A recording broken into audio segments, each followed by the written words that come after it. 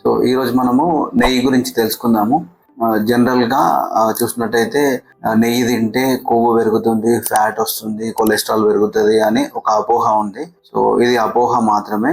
గీతో చాలా ఉపయోగాలు ఉన్నవి. సో ఏంటనేది మనము ఈరోజు డీటెయిల్గా తెలుసుకుందాము. సో నెయ్యి అనగానే చాలా వరకు అయ్యో తీసుకోకూడదు అని ఎక్కువ మంది అనుకుంటూ ఉంటారు. కాకపోతే దాని ఉపయోగాలు ఏంటి అని అంటే మనకు ఫస్ట్ డైజెషన్ అనేది బెటర్గా ఉంటుంది.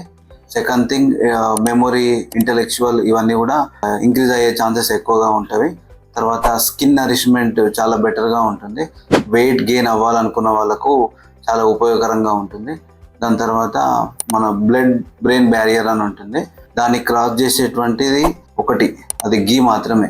స్కిన్ డిసీజెస్లా కూడా చాలా ఎఫెక్ట్గా పనిచేస్తుంది.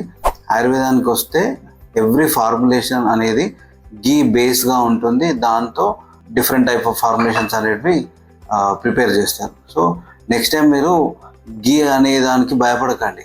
ఆయిల్ విచ్చలవిడిగా యూజ్ చేస్తూ ఉంటారు, కాకపోతే గీ ట్రై చేయండి.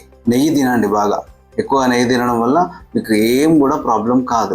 Myself doctor Ramakrishna, consultant Ayurveda physician, Shri Ayurveda Panchakarma speciality centre, Pragati Nagar, Nizamabad.